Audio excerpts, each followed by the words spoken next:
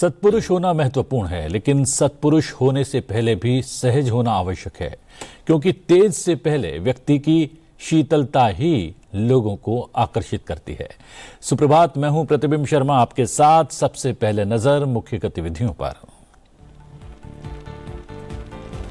आज से 11 जनवरी तक गुजरात में मनाया जाएगा सोमनाथ स्वाभिमान पर्व। सोमनाथ पर 1026 में हुए पहले बड़े हमले की 1000वीं वर्षगांठ की याद में मनाया जा रहा है पर्व। प्रधानमंत्री नरेंद्र मोदी रविवार को सोमनाथ स्वाभिमान पर्व में होंगे शामिल। शौर्य यात्रा का करेंगे नेतृत्व। फ्रांस भारत के सबसे पुराने रणनीतिक साझेदारों में से एक, बोले विदेश मंत्री डॉक्टर एस जयशंकर। फ्रांस के विदेश मंत्री जीन नोएल बैरोट के साथ की बैठक वैश्विक राजनीति को स्थिर करने के लिए मिलकर काम करने की आवश्यकता पर दिया बल। परंपरागत मूल्यों, सेवा और आंतरिक अनुशासन पर आधारित नेतृत्व के बल पर भारत एक सभ्यतागत लीडर पुस्तक के विमोचन के अवसर पर उपराष्ट्रपति सीपी राधाकृष्णन का संबोधन। नेतृत्व के मूल में नैतिक स्पष्टता और सेवा को बताया आवश्यक। अहिंसा और शांति का मार्ग ही वैश्विक मार्ग। मुंबई में पद्म भूषण श्री रत्न सुंदर सुरेश्वर जी महाराज के साहित्यिक योगदान पर आधारित ऊर्जा 500 महोत्सव में लोकसभा अध्यक्ष ओम बिरला का संबोधन। जैन दर्शन के अहिंसा, शांति और मानवीय मूल्यों पर आधारित विचारों को बताया प्रासंगिक। भारतीय अर्थव्यवस्था की तेज रफ्तार बरकरार। वित्त वर्ष 2025-26 की जीडीपी में 7.4% की वृद्धि का अनुमान। वास्तविक जीडीपी का स्तर 201 लाख करोड़ रुपए से अधिक रहने की संभावना।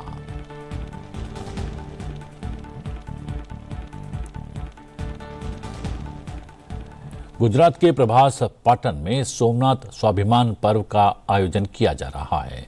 इस पर्व के तहत सोमनाथ में साल भर कार्यक्रम आयोजित किए जाएंगे। प्रधानमंत्री नरेंद्र मोदी सोमनाथ स्वाभिमान पर्व के तहत शौर्य यात्रा का नेतृत्व करेंगे। ये पर्व प्रसिद्ध सोमनाथ मंदिर पर 1026 में हुए पहले बड़े हमले की 1000वीं वर्षगांठ के उपलक्ष्य में मनाया जा रहा है। वर्ष भर चलने वाले इस आयोजन की शुरुआत 8 से 11 जनवरी तक विशेष कार्यक्रमों से हो रही है। प्रधानमंत्री नरेंद्र मोदी 3 दिवसीय गुजरात दौरे के तहत 10 जनवरी को गुजरात पहुंचेंगे।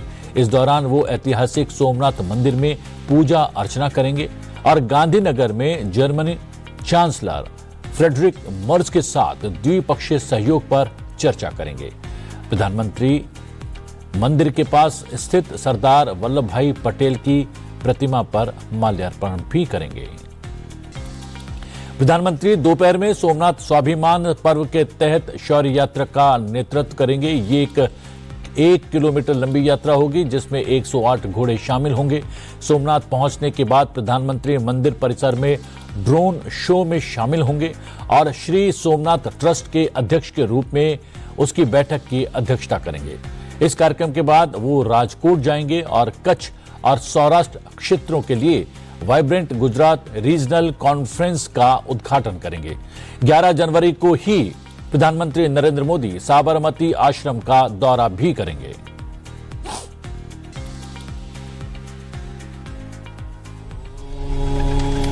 भारत माता के करोड़ों संतानों का अजय स्वाभिमान है श्री सोमनाथ महादेव की पावन धरती। वर्ष 1026 से सोमनाथ का विध्वंस करने की कुटिल कोशिशें बार बार हुई, लेकिन ये विध्वंस की नहीं, 1000 साल की अटूट आस्था की गाथा है। अनगिनत सनातनियों ने सर्वोच्च बलिदान दिया। उसी सनातनी शौर्य के 1000 वर्षों का महापर्व है सोमनाथ स्वाभिमान पर्व, जिसमें गूंजेगा 72 घंटों का अखंड ओमकार, बहेगी आध्यात्मिक संगीत की रसधार और आकाश में ड्रोन शो के जरिए जीवंत होगी श्री सोमनाथ की आदि अनंत महागाथा।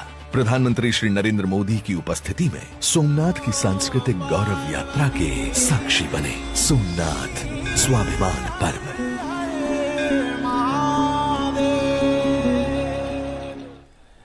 जर्मनी के चांसलर फ्रेडरिक मर्ज प्रधानमंत्री नरेंद्र मोदी के निमंत्रण पर 12 और 13 जनवरी को भारत यात्रा पर आएंगे।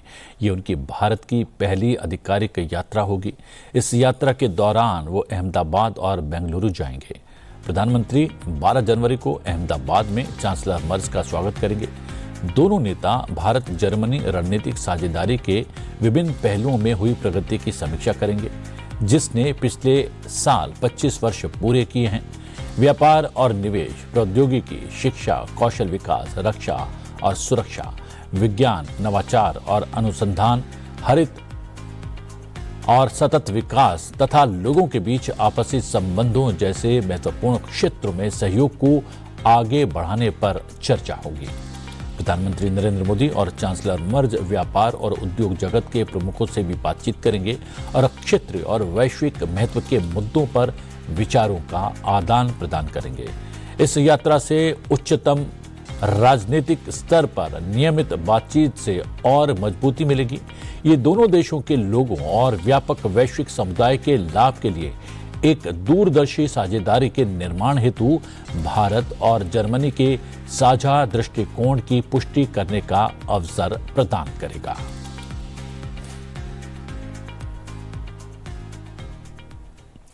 प्रधानमंत्री नरेंद्र मोदी और उनके इजरायली समकक्ष बेंजामिन नेतन्याहू ने अपनी रणनीतिक साझेदारी को और मजबूत करने के तरीकों पर चर्चा की।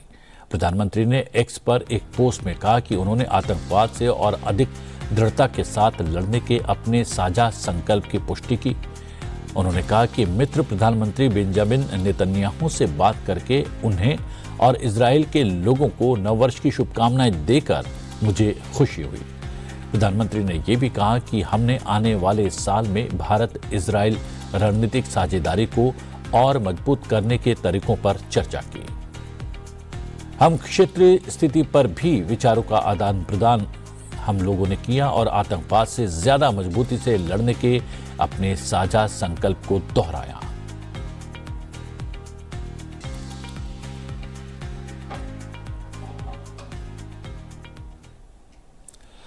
उपराष्ट्रपति सीपी राधाकृष्णन ने भारत को एक सभ्यतागत लीडर बताया है, जिसकी परंपराओं ने निरंतर मूल्यों, सेवा और आंतरिक अनुशासन पर आधारित नेतृत्व पर बल दिया है।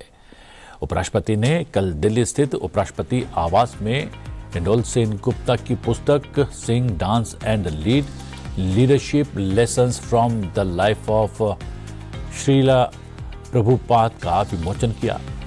अपने संबोधन में उपराष्ट्रपति ने कहा कि स्वामी प्रभुपाद का जीवन सेवा, विनम्रता और नैतिक स्पष्टता पर आधारित नेतृत्व का उदाहरण पेश करता है।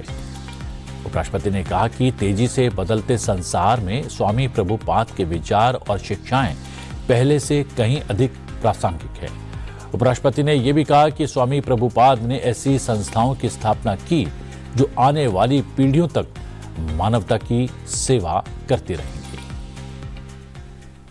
Always been a civilizational leader of the world from the ancient times. Yes, from the Upanishad to the Bhagavad Gita, from the Bhakti movement to the modern reformers, our tradition has consistently emphasized the leadership rooted in values, service, and inner discipline.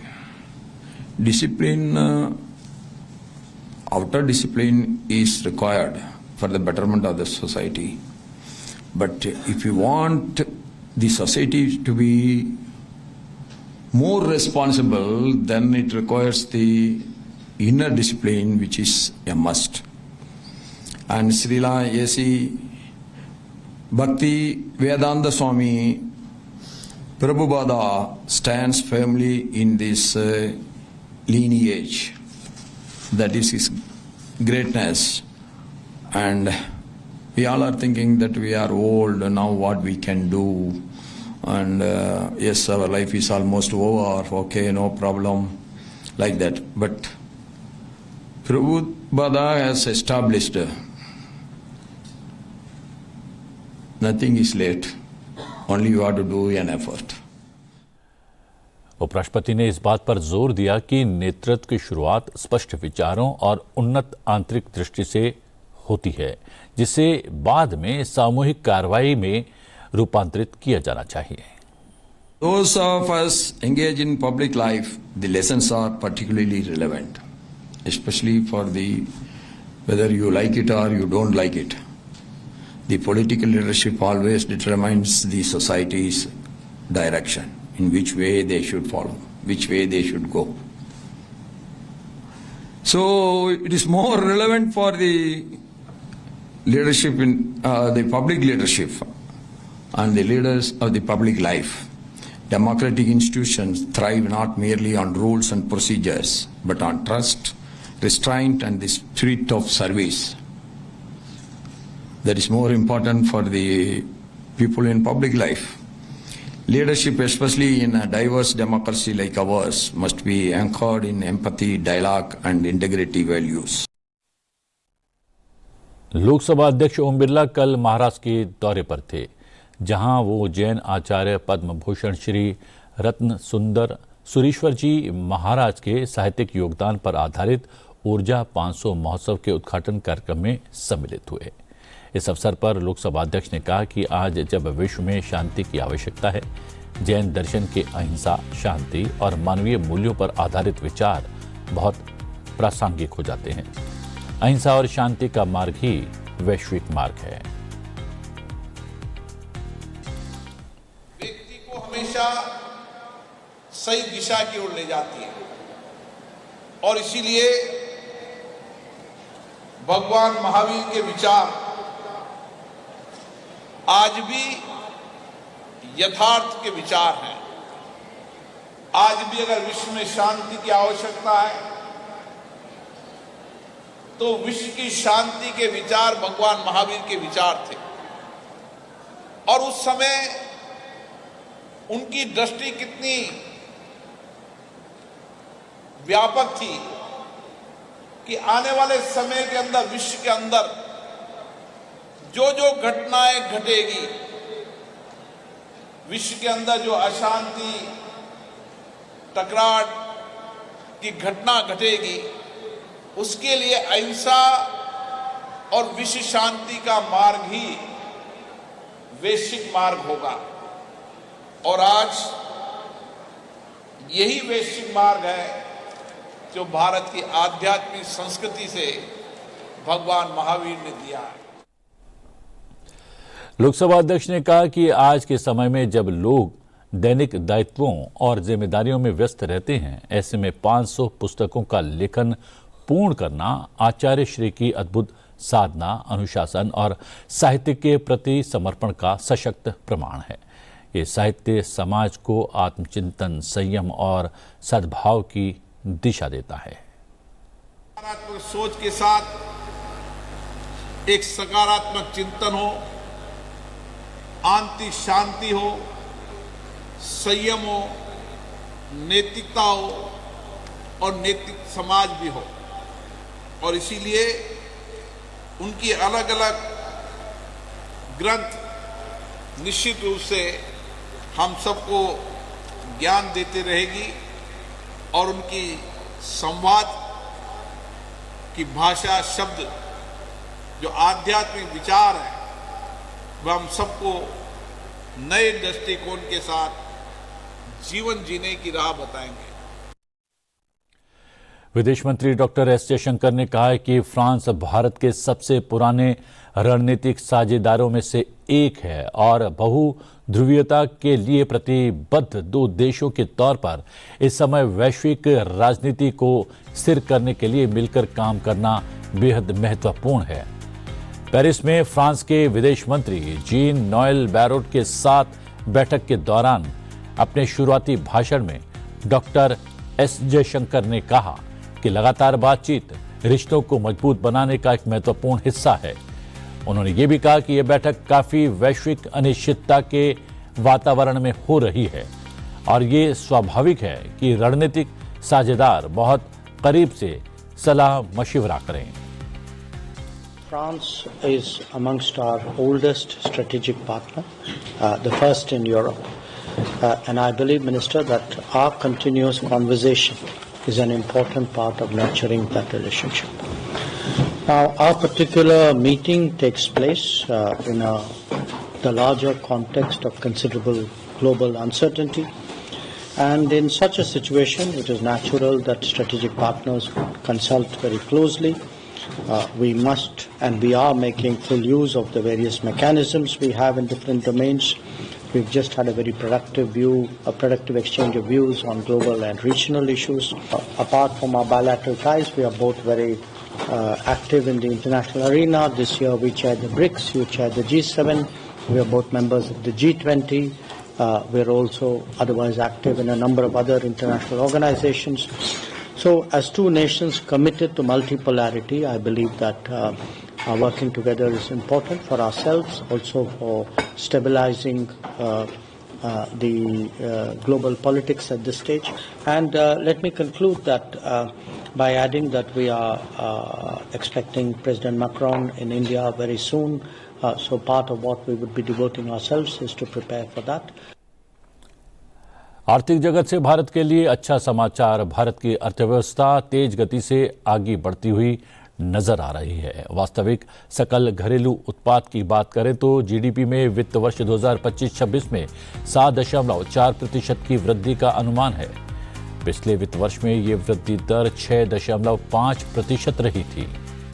चालू वित्त वर्ष के लिए GDP के पहले अग्रिम अनुमानों के अनुसार वास्तविक जीडीपी का स्तर 201 लाख करोड़ रुपए से अधिक रहने का अनुमान है, जबकि 2024-25 के लिए इसका अंतिम अनुमान 187 लाख करोड़ रुपए से अधिक था। सांख्यिकी और कार्यक्रम कार्यान्वयन मंत्रालय ने कहा कि सेवा क्षेत्र में मजबूत वृद्धि अनुमानित वास्तविक वृद्धि एक प्रमुख वाहक है। मंत्रालय ने यह भी कहा कि व्यापार, होटल, परिवहन, संचार और प्रसारण क्षेत्र से संबंधित सेवाओं में इस वित्त वर्ष के दौरान 7.5% की वृद्धि का अनुमान है।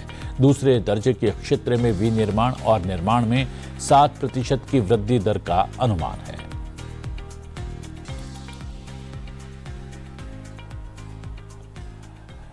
भारतीय अंतरिक्ष अनुसंधान संगठन इसरो नए साल 2026 की पहली लॉन्चिंग के लिए तैयार है। इस कड़ी में PSLV C62 मिशन का प्रक्षेपण 12 जनवरी को श्रीहरिकोटा स्थित सतीश धवन अंतरिक्ष केंद्र से किया जाएगा।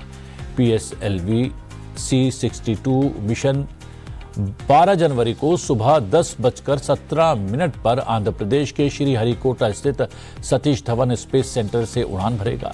ये इसरो के भरोसेमंद रॉकेट PSLV की 64वीं उड़ान होगी। इस मिशन का मुख्य पेलोड EOS-N1 है, जिसे अन्वेषा नाम दिया गया है।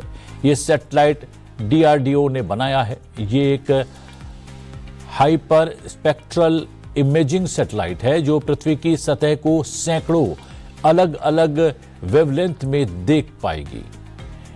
इससे रक्षा, कृषि, शहरों की मैपिंग, पर्यावरणीय निगरानी और सामग्री की पहचान में मदद मिलेगी। इस मिशन में रॉकेट के साथ एक छोटा prop device Kestrel initial demonstrator भी भेजा जाएगा, जिसे स्पेन स्थित एक स्टार्टअप ने विकसित किया है। ये डिवाइस PS4 स्टेज से जुड़ा रहेगा। इसके अलावा Bharat, Mauritius, Luxembourg, UAE, Singapore, Europe और अमेरिका के स्टार्टअप्स और शोध संस्थाओं के कुल 17 अन्य वाणिज्यिक पेलोड भी इस उड़ान में शामिल रहेंगे।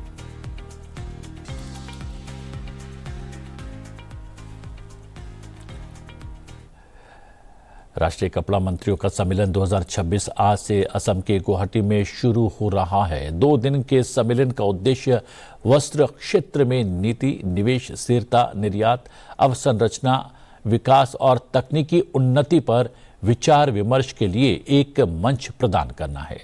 भारत का वस्त्र उद्योग, विकास, विरासत और नवाचार का संगम विषय पर आयोजित होने वाले इस सम्मेलन में देश भर के राज्यों और केंद्र शासित प्रदेशों के कपड़ा मंत्री और वरिष्ठ अधिकारी भाग लेंगे। सम्मेलन का उद्देश्य वस्त्र क्षेत्र में नीति, निवेश, स्थिरता, निर्यात, अवसंरचना, विकास और प्रौद्योगिकीय उन्नति पर व्यापक विचार विमर्श के लिए एक साझा मंच प्रदान करना है। यह आयोजन सरकार के उस विजन के अनुरूप है जिसके तहत भारत को वर्ष 2030 तक एक वैश्विक वस्त्र विनिर्माण हब के रूप में स्थापित करना है। इसमें निर्यात बढ़ाने, रोजगार सृजन और समावेशी विकास पर विशेष जोर दिया जाएगा, जो विकास भी विरासत भी की अवधारणा से जुड़ा है। उद्घाटन सत्र में केंद्रीय वस्त्र मंत्री गिरिराज सिंह, असम के मुख्यमंत्री डॉक्टर हेमंता बिस्वा शर्मा, वस्त्र राज्य मंत्री पवित्रा मार्गरेटा और अन्य गणमान्य व्यक्ति उपस्थित रहेंगे। इस अवसर पर भारत के वस्त्र उद्योग की ताकत, नवाचार और समृद्ध विरासत को दर्शाने वाली एक विशेष प्रदर्शनी और पेविलियन का भी उद्घाटन किया जाएगा।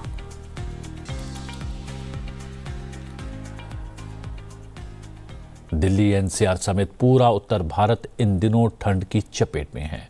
हार्ड कपा देने वाली ठंड और कोहरे के साथ ही शीत लहर से लोगों का बुरा हाल है। बुधवार को लगातार दूसरे दिन दिल्ली में भीषण सर्दी दर्ज की गई। आज भी सर्दी और कोहरे से राहत मिलने वाली नहीं है। बुधवार को दिल्ली, यूपी और पंजाब समेत 6 राज्यों के लिए घने कोहरे का ऑरेंज अलर्ट जारी किया गया था। मौसम विभाग ने दिल्ली समेत 5 राज्यों में बहुत घने कोहरे का ऑरेंज अलर्ट जारी किया है। वहीं 9 राज्यों के लिए शीत लहर का अनुमान भी जताया गया है। राष्ट्रीय राजधानी में शीत लहर का प्रकोप जारी है। लोग रैन बसेरे का सहारा ले रहे हैं। मौसम विभाग के पूर्वानुमान के मुताबिक आज उत्तर पश्चिम और पूर्वी भारत के कई इलाकों में शीत लहर और बहुत घने कोहरे का संकट गहरा सकता है। पंजाब, हरियाणा, दिल्ली, चंडीगढ़, राजस्थान और बिहार में बहुत घने कोहरे का ऑरेंज अलर्ट जारी किया गया है। वहीं उत्तर पश्चिम, मध्य और उत्तर पूर्व भारत में अगले 5 से 7 दिनों के दौरान सुबह के समय घने कोहरे की स्थिति बने रहने की संभावना है। पश्चिम बंगाल की कई जिलों में अगले 3 से 5 दिनों तक भीषण ठंड की स्थिति बने रहने की आशंका है। इस दौरान अधिकतम और न्यूनतम तापमान सामान्य से नीचे रहेगा।